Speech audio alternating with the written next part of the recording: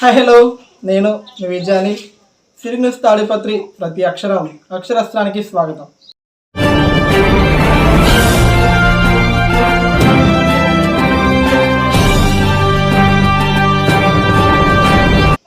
CM Jagan మరో జైత్రయాత్రకి సిద్ధమయ్యారు.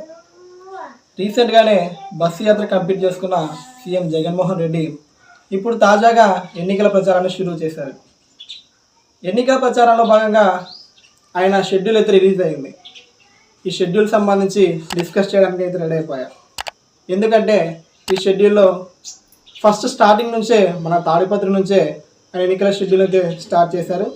So Tadipatri నుంచే ఎన్నికల ప్రచారాన్ని కూడా స్టార్ట్ చేయబోతున్నారు. ఎందుకు ఎస్పెషల్లీ ఫస్ట్ తాడిపత్రి నుంచే ఆయన ఎన్నికల ప్రచారాన్ని స్టార్ట్ చేయబోతున్నారు అనే విషయం మీద ఒక కంక్లూజ్ ఇచ్చే ప్రయత్నం అయితే నేనైతే చేయబోతున్నాను. ఇంకెందుకు ఆలస్యం, సిటీ న్యూస్ తాడిపత్రిని స్టార్ట్ చేసేద్దాం. రాష్ట్ర ముఖ్యమంత్రి వైఎస్ జగన్మోహన్ రెడ్డి ఎన్నికల షెడ్యూల్ని ఒకసారి మనం చూద్దాం. మొత్తానికైతే ఈ ఎన్నికల ప్రచారం పర్ డే ఒక రోజులో మొత్తం 3 నియోజకవర్గాలను అయితే ఆయన కవర్ చేయబోతున్నారు. వాటిలో ముఖ్యంగా ఫస్ట్ డే ఏ నియోజకవర్గం నుంచి స్టార్ట్ చేయబోతున్నారని, ఫస్ట్ డే ఏ నియోజకవర్గం కవర్ చేయబోతున్నారని గురించి డిస్కస్ చేద్దాం. ఎన్నికల ప్రచార షెడ్యూల్ని మనం ఒకసారి అబ్జర్వ్ చేస్తే దాంట్లో స్టార్టింగ్లో కూడా ఫస్ట్ డే ఏవైతే సంబంధించి ఆయన ఎన్నికల ప్రచారం చేయబోతున్నారో వాటికి సంబంధించిన ఫస్ట్ డేలోనే మొదటి రోజే ఫస్ట్ మీటింగ్ కూడా మన తాడపత్రిలో జరగబోతుంది. ఆ డీటెయిల్స్ ఒకసారి మీకు నీట్గా ఎక్స్ప్లెయిన్ చేసే ప్రయత్నం అయితే నేను చేస్తాను. సో ఈ ఎన్నికల షెడ్యూల్ అంటే ఎన్నికల ప్రచారం అయితే 28వ తేదీ నుంచి, ఈ మంత్ 28వ తేదీ నుంచి స్టార్ట్ చేయబోతున్నారు. వాటిలో 28వ తేదీ జరగబోయే సభలు ప్రచారాలకు సంబంధించి మొదటగా తాడిపత్రిలో ఉదయం 10 గంటలకైతే సభ నిర్వహించబోతున్నారు.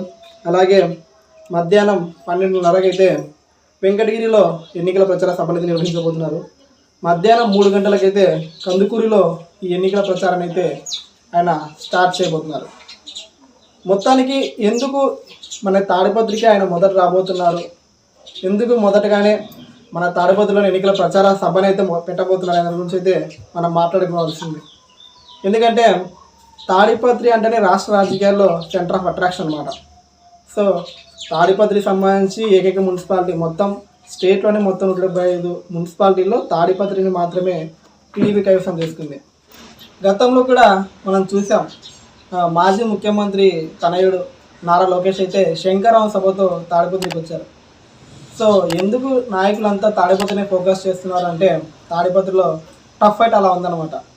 మనం యాజువల్గా ముందు కూడా మనం డిస్కస్ చేసాం, తాడిపత్రిలో ఏ పార్టీ గెలవబోతుందనే విషయం మీద కూడా మనం డిస్కస్ చేసాం.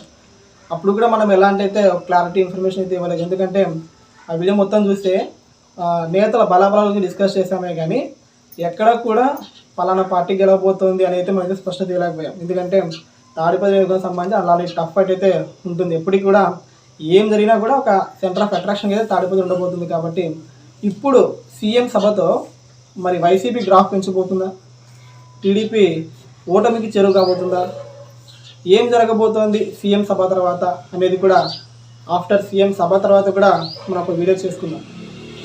సో మొత్తానికైతే సీఎం జగన్మోహన్ రెడ్డి అయితే ఎన్నికల ప్రచార సభని తాడిపత్రి నుంచి స్టార్ట్ చేస్తున్నారు. సో తాడిపత్రి నుంచి స్టార్ట్ చేయడానికి రీజన్ ఏంటి అని ఒకసారి మనం డిస్కస్ చేసుకుంటే, ఇందాక మనం చెప్పుకున్నట్లు టఫ్ ఫైట్ ఒకటి, అలాగే మున్సిపాలిటీ ఓటమి ఒకటి కూడా మనం డిస్కస్ చేసుకోవచ్చు. అలాగే వైసీపీ నుంచి టీడీపీలకి వలసలు కూడా ఒక విషయంగా చెప్పుకోవచ్చు.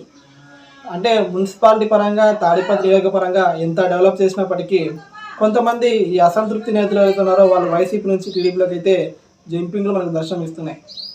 మనం చూసుకుంటే టీడీపీ నుంచి జేసీ అస్మిత్ రెడ్డి, జేసీ ప్రభాకర్ రెడ్డి మాత్రమే ఎన్నికల ప్రచారం చేస్తున్నారు. కానీ వైసీపీ నుంచి సంబంధించి అయితే ఎమ్మెల్యే, అలాగే ఎమ్మెల్యే తనయులు, తర్వాత వాళ్ళ కోడలు, అలాగే వాళ్ళ భార్య కూడా ఇప్పుడు ఎన్నికల ప్రచారం అయితే వాళ్ళు చేస్తున్నారు.